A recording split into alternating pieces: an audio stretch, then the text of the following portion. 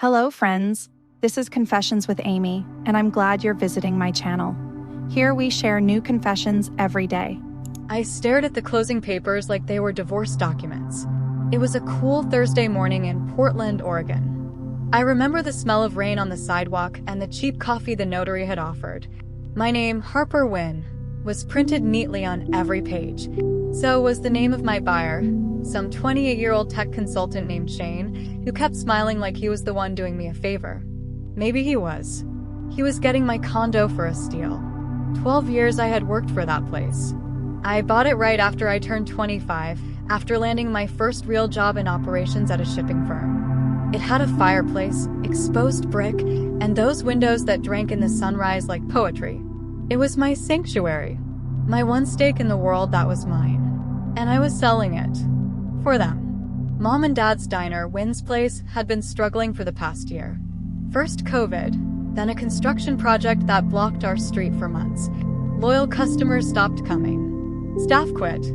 Health inspector gave us a warning. We were bleeding money, and my parents were in denial, clinging to a dream they didn't have the energy to fight for anymore. I had been keeping us afloat, working full-time remotely, managing the books, updating our website, taking over inventory, even stepping in to cook on weekends. But it wasn't enough. When the final letter came from the bank, a default notice, I knew we had two options: let it all go, or burn the lifeboat I'd spent a decade building. I burned the lifeboat. I didn't tell them at first. I just said I'd figured something out.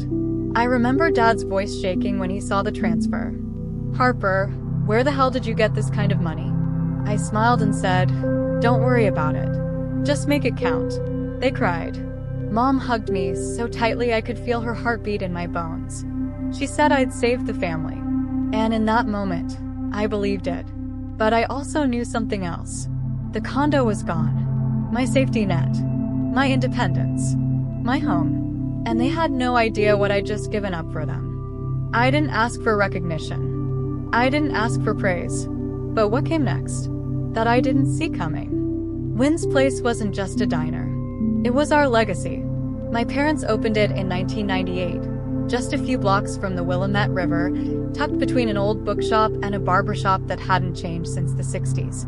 The first time I walked through those doors, I was 10. I remember the smell of pancakes and bacon, the sun filtering through the frosted glass windows, and the way my dad smiled like he had built something eternal. It was the place I got my first burn on the forearm, carrying too many plates at once. The place I did homework after school, balancing algebra with order slips. The place I grew up in. My sister, Savannah, was always more distant from it. She liked the idea of it, sure, but not the mess. Not the double shifts. Not the oil under your nails at midnight. She got out early, moved to Seattle, got into PR, and came back only for birthdays and Thanksgiving, if that. Dad always said, "Savvy's got that spark, you know? She's got vision." And I always smiled. Because I had grease and sweat and bruised feet, not vision apparently. But when things started to fall apart after the pandemic, guess who showed up? Me. I stepped in because no one else would. I worked remote during the day and ran Wynn's in the evenings. I streamlined the ordering system, fixed our licensing paperwork, digitized payroll, designed the first website we ever had. I cut our supplier costs by 18%. I trained the 2 new line cooks myself. I found a younger crowd on social by creating a series called Late Bites at Wynn's that actually trended for a weekend. And I did it because it was ours. My parents are good people. Hardworking. Proud. But blind sometimes. They saw the cracks but didn't want to admit the walls were giving way. Dad kept calling it a rough patch, like it wasn't a full-blown collapse. Mom just kept baking pies and praying people would come back. I didn't do it for credit. I never asked for my name on the lease or on any title. I wasn't expecting a plaque. I just wanted us to survive. So when the bank came calling and the math didn't work, I made the decision myself. Sold my condo. Liquidated everything that wasn't nailed down. Moved into a small 1-bedroom above a dry cleaner. All so they could keep going. And they did. For a while. The diner was saved. And I thought I'd finally earned my place. Not just as a daughter, but as a partner. I had no idea how wrong I was. It was a Sunday afternoon in March. Cold but clear. The kind of day that usually felt like a promise. We were all at the diner. Me, Mom, Dad, and Savannah. She'd come down from Seattle for what I thought was a casual visit. She hadn't been around for months. Just the occasional text. How's the place holding up? Miss you. That kind of thing. I should have known something was off. She was wearing heels. Who wears heels to a diner that smells like fryer oil? And Dad had that look on his face. Nervous pride, like he was about to unveil something he'd been rehearsing in the mirror. We sat in booth 7, the one with the rip in the vinyl I kept meaning to fix. Mom brought out her lemon meringue pie, our family classic, and coffee. Everything felt strangely formal. Then Dad cleared his throat. I've been thinking a lot about the future, he began, glancing between us. And now that the place is stable again, thanks to your help, Harper, we've got a shot to really move forward. I nodded, not really understanding where this was going. That's the goal, right? He gave a shaky smile. Yeah, but moving forward means we need strong leadership. New energy. Vision. There was that word again, vision. I felt a chill crawl up my spine. Which is why, he said, turning slightly toward Savannah, we've asked your sister to come on board as general manager. Silence. I looked at him. Then at Mom, who kept her eyes on her coffee. Then at Savannah, smiling, poised, confident, like she'd already printed the business cards. You what? I asked, my voice quiet but sharp. The kind of voice that cuts even when it doesn't rise. She's got great experience with branding, he went on, rushing now, like he needed to justify it before I asked the next question. She knows how to lead a team, how to make the place marketable. And you've been amazing, sweetheart. You saved us. But Save has that big picture thinking. She's a natural leader. My throat burned. I couldn't tell if it was from anger or heartbreak. She hasn't even been here, I said, barely above a whisper. She didn't save it. She didn't sell her goddamn home. Harper, Mom said softly, reaching across the table, don't make this about. I pulled my hand back. It is about that. It's exactly about that. Savannah stayed silent. Her smile had softened, just a bit, but it was still there. That maddening calm she always wore, like life bent to her rhythm, and she didn't even have to ask. Dad leaned in. I know this is hard to hear, but this isn't a rejection. It's just delegation. You're still part of this. Always will be. No title. No decision-making. No leadership. Just part of this. I felt like I was falling off a ledge only I had climbed. I didn't scream. I didn't flip the table. I didn't cry. I stood up, smoothed my jacket, collected my empty plate, and walked back into the kitchen. I washed dishes for an hour. Alone. Bare hands in hot water until my skin felt raw. That night, I didn't go home. I walked for blocks in the rain, my mind silent except for one thought over and over. You gave them everything. And now, you're nothing more than staff. But I didn't break. I didn't beg. Instead, I made one phone call. And that changed everything. I stood under the awning of a closed record store on Hawthorne Boulevard, phone in hand, fingers numb from the cold. The rain had soaked through my jacket. My boots squelched with every step.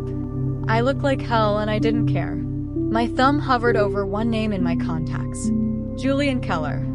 We met 5 years ago at a small business grant networking event. He had started a baking tech company in Chicago, wholesale software for independent bakeries to streamline supply chains and training. At the time, I didn't understand half of what he was pitching, but I remember thinking, this guy isn't just smart, he's building something that lasts. He'd offered me a job back then. Said I had operational instincts that don't come from a business degree. I turned it down. Too risky. Too far. Not what my family needed from me. But now, I had nothing left to protect. So I called. Harper. His voice came through on the third ring, surprised but not distant. Hey, I said.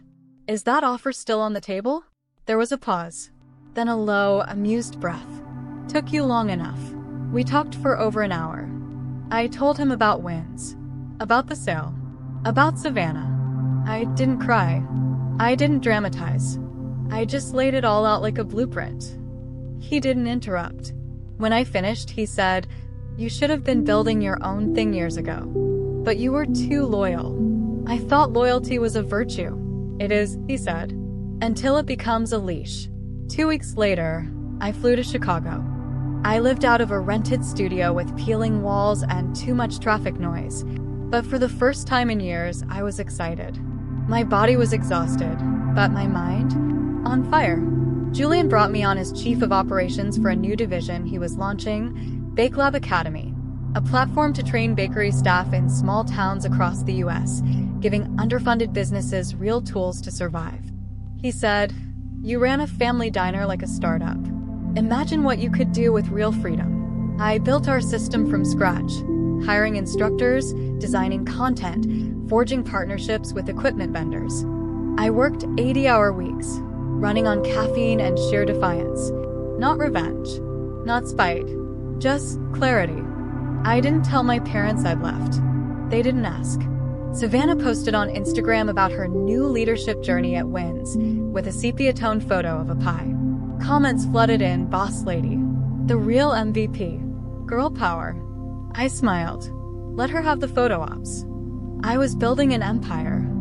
3 months went by before I heard from any of them. Not a text, not a call, not even a passive-aggressive emoji from mom. I watched from a distance, though. I couldn't help myself. I checked their Yelp reviews once a week. The last post on the diner's Instagram page was a blurry shot of Savannah holding a latte captioned, "Running a business is no joke. Major respect to all the bosses out there." Comments were polite.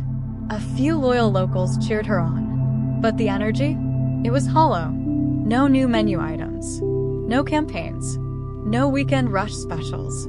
They had ideas. Sure, but no execution. Meanwhile, Bakelab Academy was flying. By September, we'd signed distribution deals in 6 states. Our training program was being piloted in 32 independent bakeries, from Kansas City to Asheville. I led investor calls. I gave interviews. I walked into boardrooms where no one knew the name Wins Place, and for the first time, I was fine with that.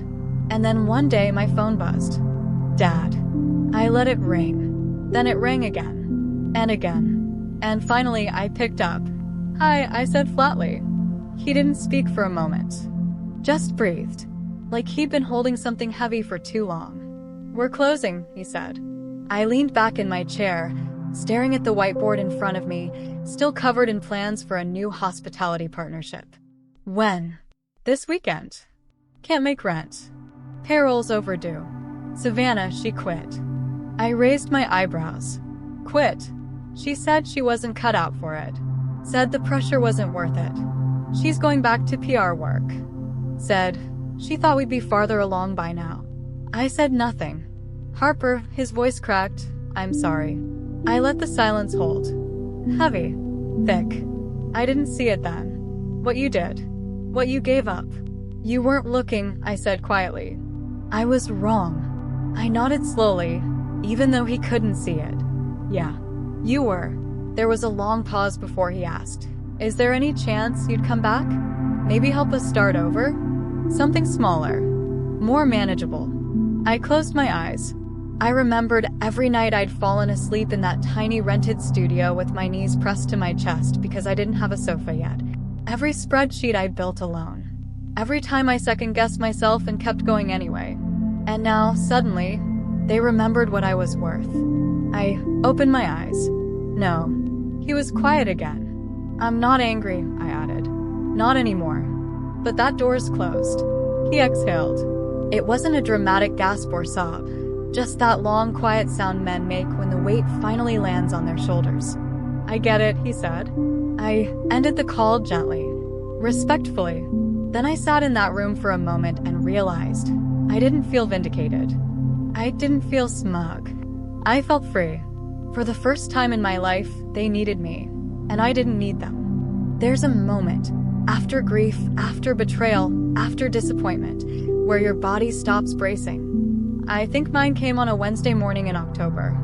I was sitting at my new desk in our Chicago headquarters, looking out at the skyline, sun slicing between high-rises like it was carving a path just for me. The smell of cinnamon from the test kitchen downstairs drifted through the vents.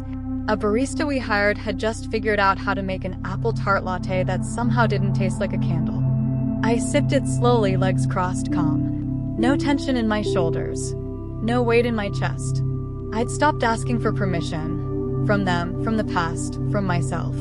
And suddenly, everything had momentum. We were onboarding our 50th bakery that week. A struggling family-owned cafe in Dayton, Ohio, had sent us a handwritten letter thanking us for helping them stay alive. That letter now lived, framed, outside my office. I had a team now.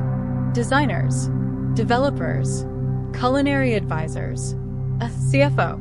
And every one of them treated me like I had always imagined being treated. With trust, respect, and curiosity.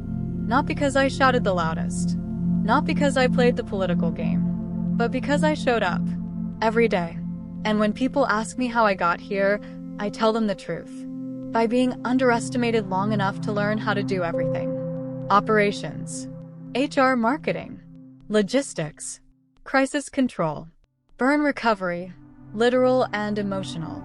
And once I knew how to hold it all, I stopped waiting for someone else to hand me the keys. There's something electric about building something from your own pain.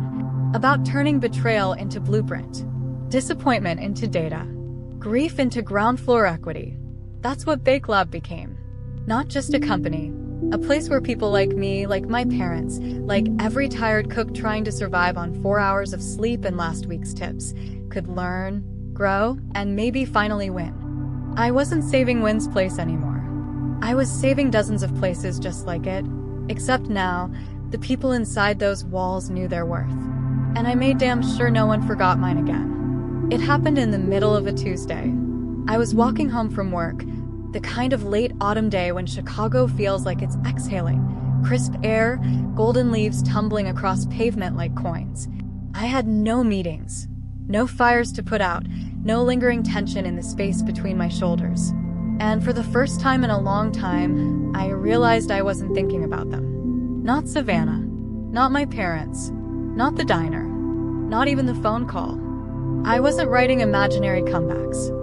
I wasn't fantasizing about what I should have said or what they should have done. I wasn't hurting. I was just walking. I stopped by a bookstore on the corner, bought a novel by a woman I'd never heard of, then wandered into a cafe and ordered a cup of tea I didn't need, just because the barista smiled like it was his first good moment all day.